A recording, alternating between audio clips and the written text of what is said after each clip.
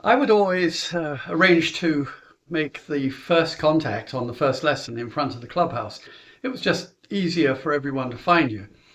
And then we would have the opportunity, which I recommend that you take whenever possible, to talk about safety and the etiquette of the game regarding noise and general behavior.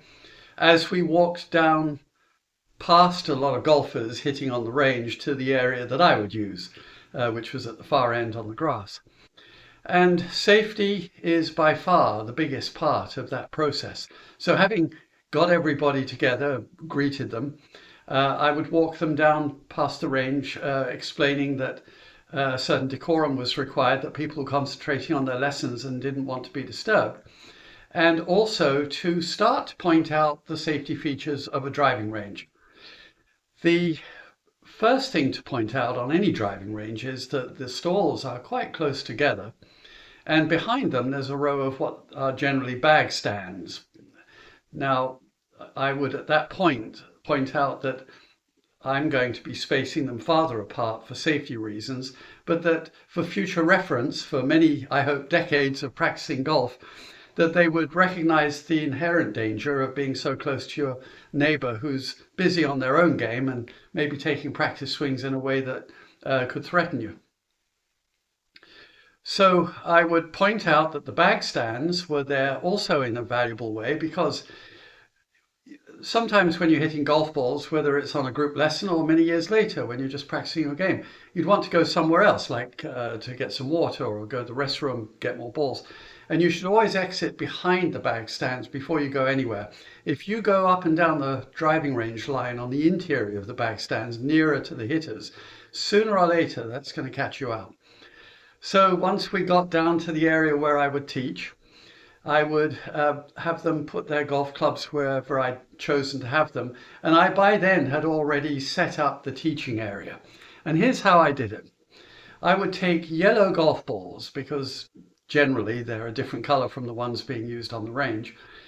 And I would, on the area that I was lucky enough to teach on, which was a tee line, a grass tee line away from the regular hitters, I would make a big circle, about a 10-meter diameter circle of yellow balls.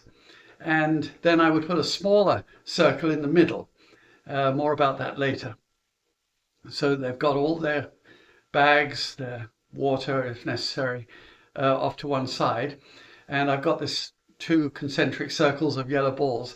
And then the area where they would be subsequently hitting into the driving range, I had a row of golf balls indicating where they were going to hit from, and another row of golf balls paralleling that was the safety line, sort of the equivalent of the bag stand line on the regular driving range.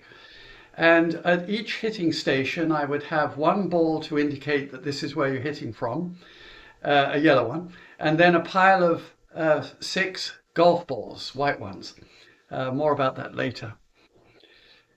So then I would ask them to pull their longest club out of their bag and explain a little more about safety after I'd gathered them around. And what I would always say is clump together, put the head of the club down and put your hands on the top end, the grip end, and stand like that.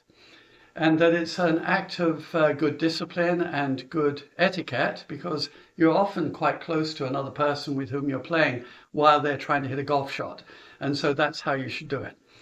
And I would clump them together because they would almost naturally try to string out in a line. And I wanted them to get used to the idea that periodically I wanted to talk to them. And I would clump them. And I would turn them so that their back was to the sun. Obviously, in a sunny climate like California, that would be an issue because they're quite small people. They're looking up at me. And I would say this. I would say, I've turned you with your back to the sun so that you're only blinded by, I'd pause for a moment theatrically and then say, my brilliance.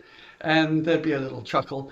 But what was really funny is whenever I repeated that throughout the lessons, they would finish the sentence for me. I've turned you with your back to the sun so that you're only blinded by pause. And they would go, your brilliance. Of course, any parents who were there accompanying their kids were just absolutely cracking up at that. It was lovely. And I would say that for safety, they're only ever going to hit a specific number of golf balls. And I would tell them how many. They would only take a very specific number of practice swings, one before each shot. And everything was structured. Now, that's fairly uncommon from what I've seen over the years, but here's why. Golf is exactly that way. It's not some random swing and hit. It's about hitting as few shots as possible, but doing them very structured, very securely, very effectively. And so I think that that's part of teaching golf.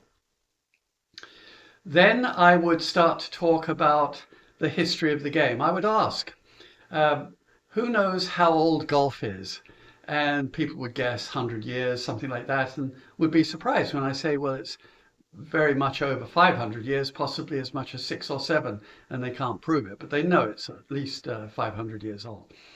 And that it started on the coast of Scotland, on what was called, even before golf, the link land, that linked the beach to the arable land, the cultivatable land, and that it was a long, narrow strip of land going up and down the coast that was only good for grazing sheep and cattle.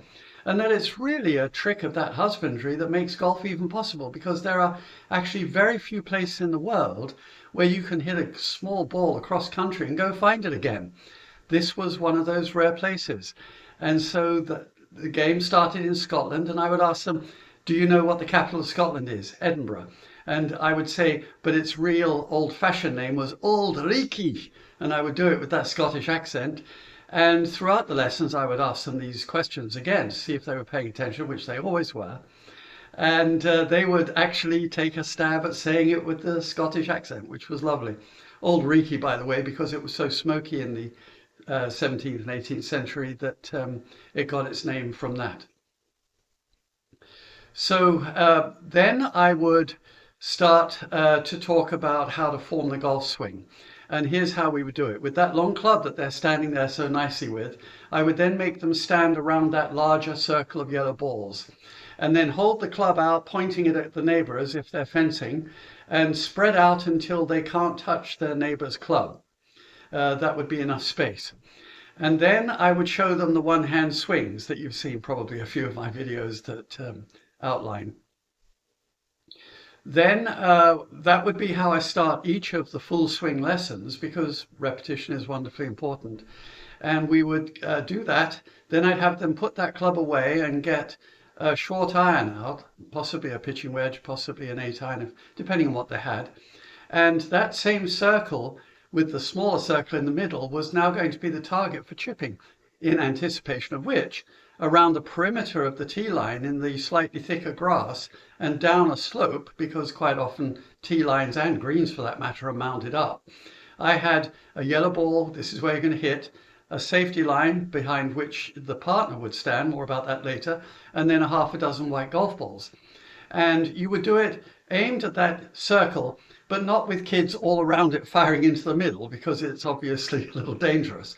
So I would occupy maybe a quarter of that circle as the target, as the teeing area, and fire into the circle. And here's what they would learn to do with demonstration from me: learn how to chip.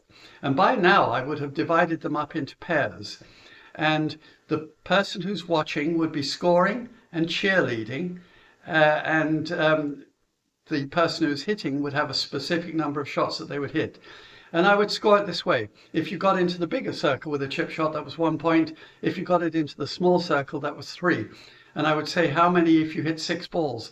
What would be the best possible score? Answer, 18. And then they would swap places. They would watch their partner hit their 6 golf balls.